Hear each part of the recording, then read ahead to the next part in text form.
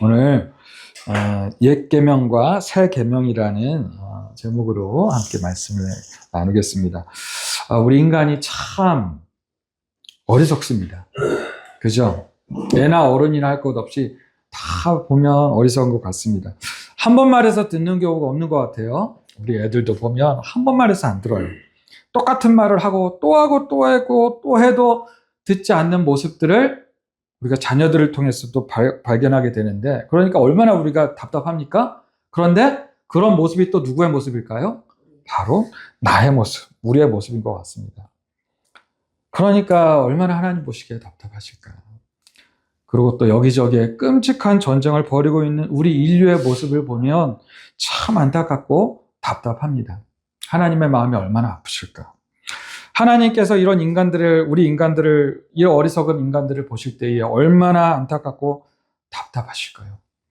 그래서 하나님은 그러한 어리석은 우리 인간들에게 성경에서 말씀하고 있는 6,000년의 역사 동안이나 하나님도 우리에게 똑같은 말씀을 계속해서 하십니다. 이렇게도 하시고 저렇게도 하시고 이런 방법으로도 이끌어가 보시고 저런 방법으로도 이끌어가 보시는 이야기가 어떤 말씀이에요? 이 성경의 말씀인 것이죠. 성경을 통해서 끊임없이 하나님은 우리에게 참 안타까운 마음으로 메시지를 전하고 계십니다. 그래서 결국 이 성경을 통해서 하시는 하나님의 마지막 말씀, 그 말씀을 한마디로 딱 하자면 하나님이 우리를 사랑하신다라는 말씀이죠. 이 한마디를 전하시기 위해서 이 성경 66권을 기록하신 것이죠. 하나님은 이 성경 66권을 몇 년 동안 기록하신 줄 아세요? 1500년 동안이나 40명에 넘는 그런 여러 저자들을 통해서 이 하나님의 사랑의 메시지를 이 성경을 통해서 다양한 내용으로 기록하신 것입니다. 그래서 이 성경 66권으로 이루어진 이 성경의 말씀을 우리가 하나하나 자세히 살펴보면 각 시대와 대상에 맞추어서 각각 다른 내용과 방식들로 하나님의 하나의 메시지를 우리에게 전하고 있다는 것이죠.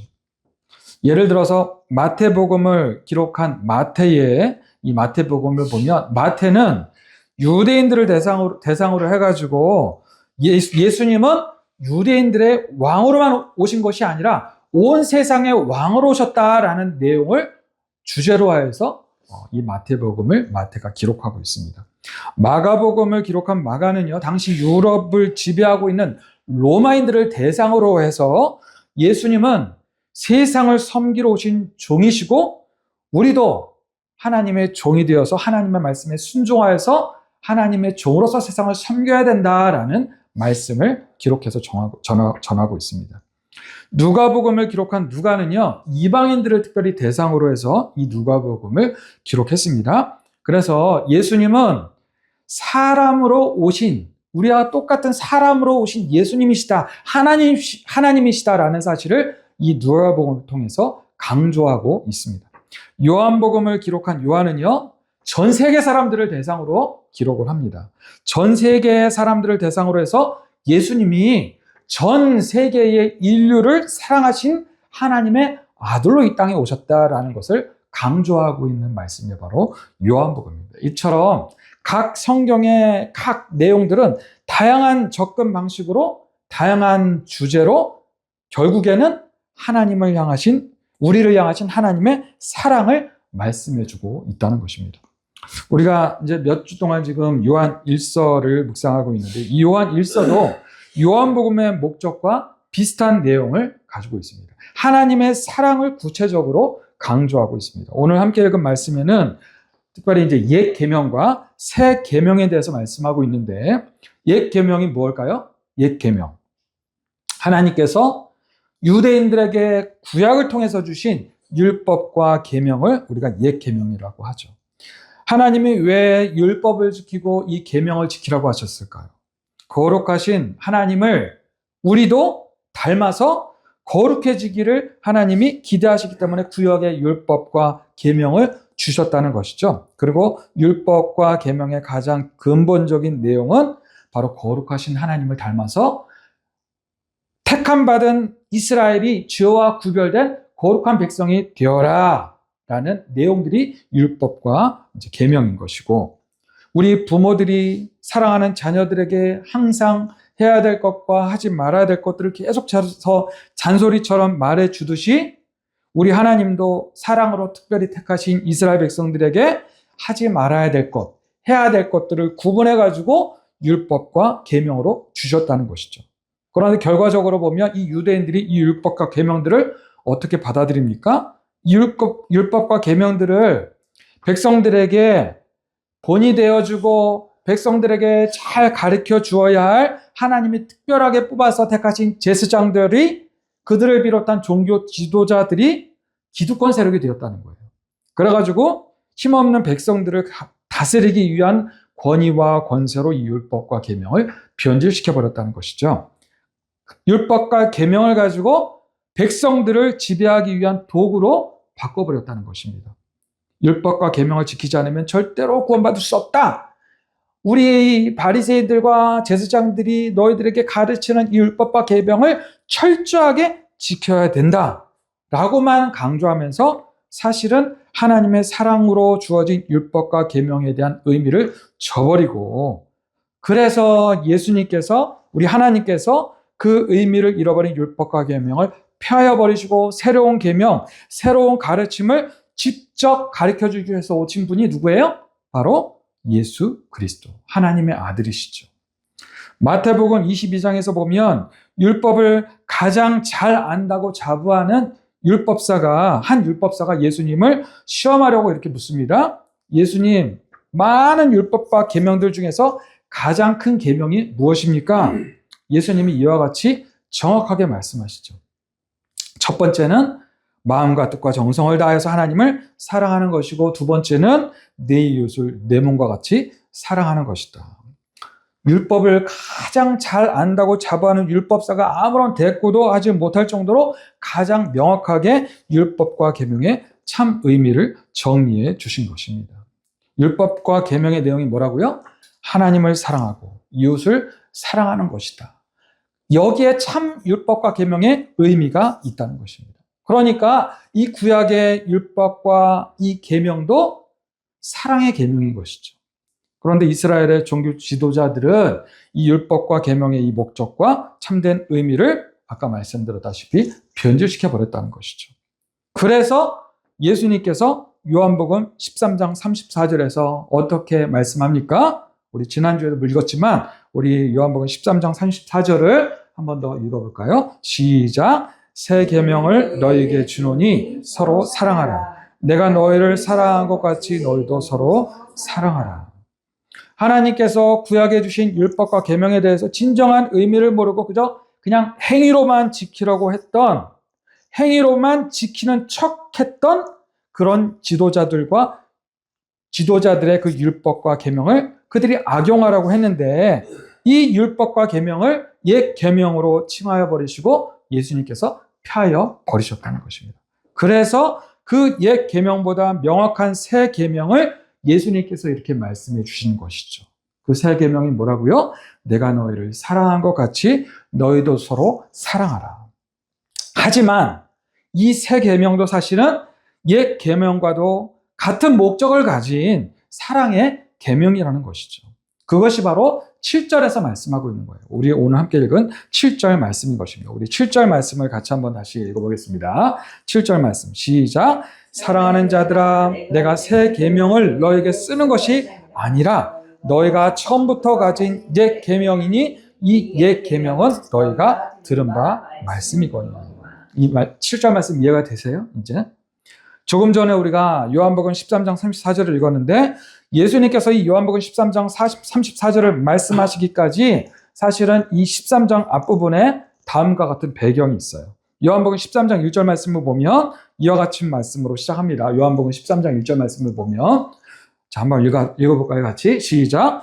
6월절 전에 예수님께서 자기가 세상을 떠나 아버지께로 돌아가실 때가 이른 줄 아시고 세상에 있는 자기 사람들을 사랑하시되 끝까지 사랑하십니다. 요한복음 13장 1절 말씀인데, 세상에 있는 자기 사람들을 사랑하시되 어떻게 사랑하세요? 끝까지 사랑하십니다. 세상에 있는 자기 사람들이 누굴까요? 예수님을 믿고 따르는 사람들이겠죠. 특별히 이제 제자들을 말씀합니다. 그들을 어떻게 사랑했다고요? 끝까지 사랑하셨다는 것입니다. 끝까지 사랑하셨다. 이 말씀이 얼마나 기가 막힌 표현입니까? 요한복음에 보면 이런 참 낭만적인 표현들이 군데군데 나옵니다. 끝까지 사랑하셨다는 것은 내 목숨을 대신할 수 있을 만큼 사랑하셨다는 것입니다. 실제로 그리고 예수님께서 그렇게 하셨죠. 예수님의 목숨을 버리시기까지 누구를 사랑하셔요? 이 세상에 있는 자기의 사람들. 하나님을, 예수님을 믿고 따르는 자기의 사람들. 우리도 포함하는 것이죠. 그 사람들을 끝까지 사랑하셨다는 것입니다. 예수님은, 여러분들은 어떤 사람을 끝까지 사랑하실 수 있을까요? 나는 어떤 사람을 끝까지 사랑할 수 있을까요? 내 목숨까지도 내어줄 정도로 사랑하실 수 있는 분이 있습니까? 우리 두 분 집사님은 서로를 위해서 대신 죽어줄 수 있을 정도로 지금 사랑하세요? 사랑하셔야죠. 반대로 말하신 줄 믿습니다. 여러분, 내 아내, 내 남편, 내 자녀들 정도면 사랑할 수 있지 않을까? 내 목숨까지도 버릴 정도로 사랑할 수 있지 않을까 생각이 됩니다. 그러니까 우리 가족을 위해서라면 끝까지 정말 사랑할 수 있을 것 같아요. 그렇습니다. 예수님도 자기 사람들을 끝까지 사랑하셨다는 것은 예수님을 따르는 사람들을 예수님이 가족 이상으로 생각하셨고 그렇게 예수님이 사랑하셨다는 것이죠. 그리고 예수님은 그들을 위해서 실제로 십자가에 죽으셨습니다. 그러니까 우리도 나를 위하여서 죽으신 그 예수님을 믿는다는 것은 우리도 예수님의 가족이 되었다라는 것을 의미하는 것입니다. 예수님이 나를 위해서 죽으셨다는 것은 나도 예수님의 가족이 되었다는 것을 의미하는 것입니다. 그리고 이렇게 1절에서 요한복음 13장 1절에서 이렇게 말씀하신 후에 어떤 장면이 나오냐면 세족식 하시는 장면이 나옵니다. 이 세족식에도 특별한 의미가 있습니다. 예수님이 이제 제자들과 함께 저녁 식사를 마치시더니 갑자기 수건을 걸치시고 대야를 하나 가져오셔가지고 거기다 물을 담아 오셔가지고 갑자기 제자들의 한 사람 한 사람의 발을 씻어주시는 것입니다. 제자들이 깜짝 놀라면서 아무 말도 못하고 예수님이 그냥 하라는 대로 맡겨드릴 수밖에 없었어요. 그러면서 한 사람 한 사람의 발을 씻어주셨습니다. 우리 요한복음 13장 4절부터 8절까지의 말씀을 같이 한번 읽어볼까요? 시작! 저녁 잡수시던 자리에서 일어나 겉옷을 벗고 수건을 가져다가 허리에 두르시고 이에 대야에 물을 떠서 제자들의 발을 씻으시고 그 두르신 수건으로 닦기를 시작하여 시몬 베드로에게 이르시니 베드로가 이르되 주여 주께서 내 발을 씻으시나이까? 예수께서 대답하여 이르시되 내가 하는 것을 내가 지금은 알지 못하나 이후에는 알리라. 베드로가 이르되 내 발을 절대로 씻지 못하시리이다. 예수님께서 대답하시되 내가 너를 씻어주지 아니하면 내가 나와 상관이 없느니라. 갑자기 예수님께서 제자들의 발을 한 명 한 명씩 씻어주셨는데 이제 베드로 앞에서 베드로의 발을 씻으려고 하니까 베드로가 뭐라고 합니까? 주님 어떻게 주님께서 제 더러운 발을 씻으십니까? 오히려 제가 씻어드려야죠. 저는 절대로 주님이 내 발을 씻도록 내두지 않을 겁니다. 그랬더니 예수님이 뭐라고 하세요? 내가 너를 씻어주지 아니하면 내가 나와 상관이 없느니라. 이 말씀은 예수님께서 내가 너의 모든 더러운 죄를 씻어주셨다라는 이 사실을 믿지 않으면 내가 나와 상관이 없느니라. 즉 예수님께서 너는 나의 가족이 아니야 이렇게 말씀하는 것과 동일한 말씀이라는 것입니다.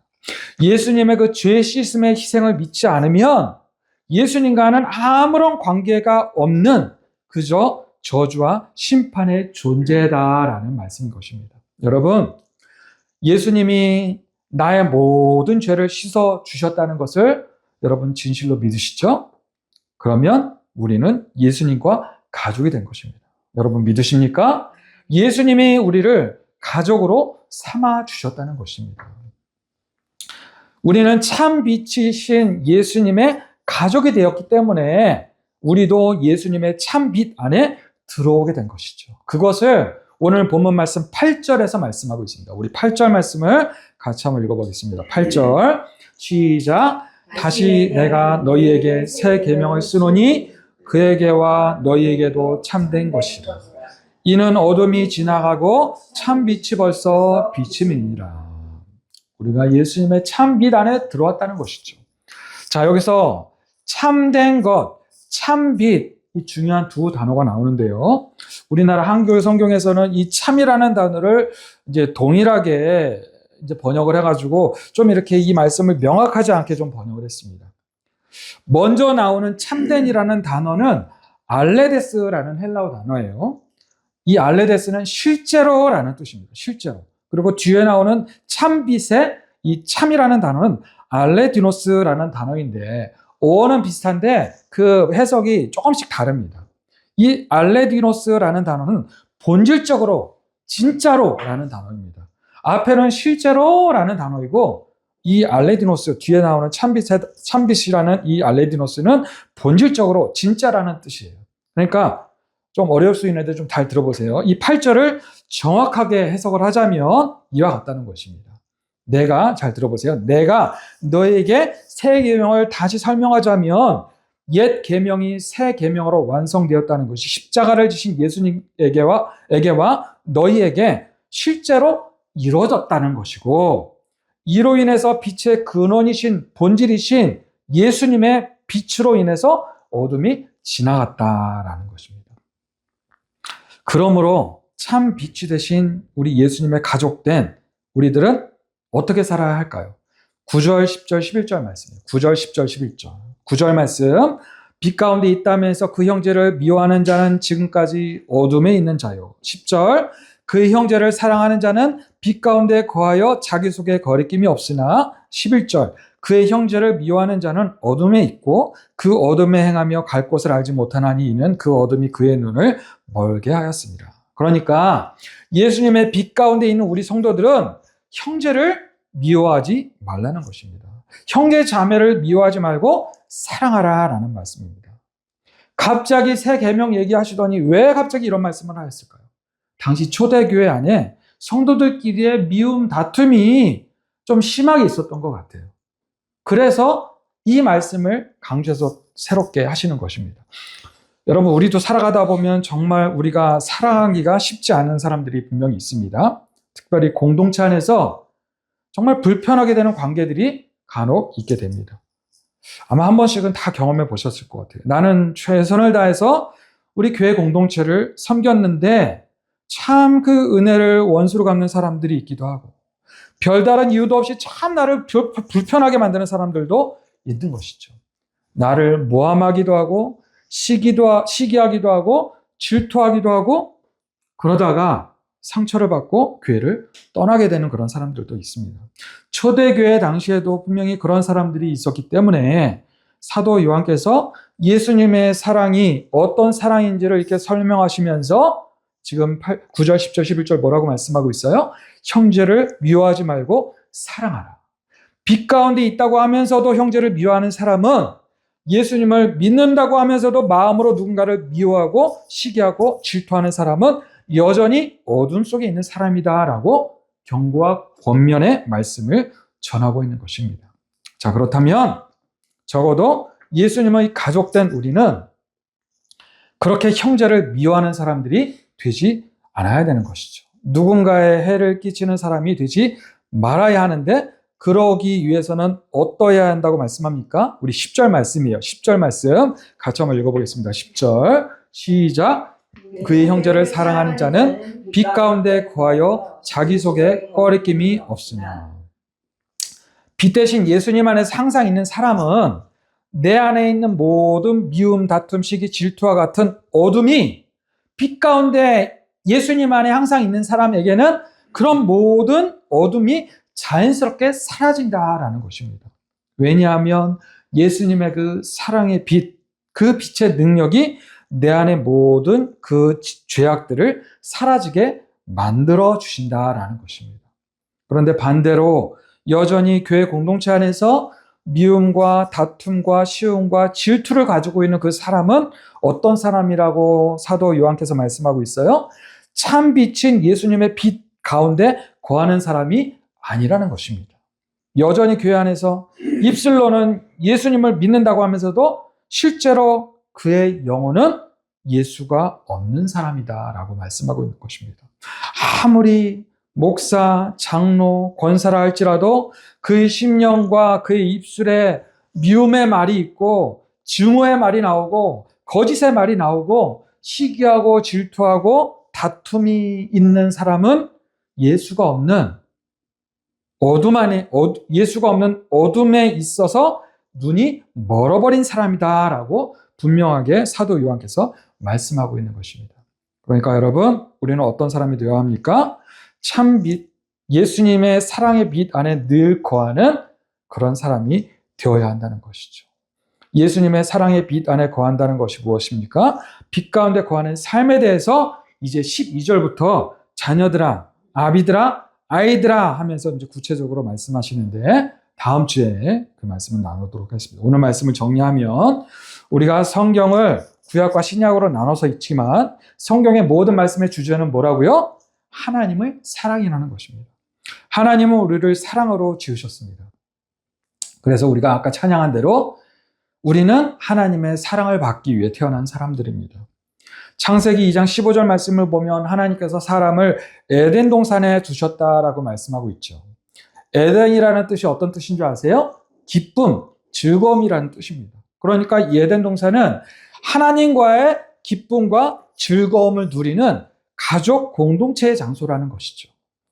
에덴에서 아담과 하와는 하나님의 사랑을 받으면서 살아가는 가족 공동체였습니다.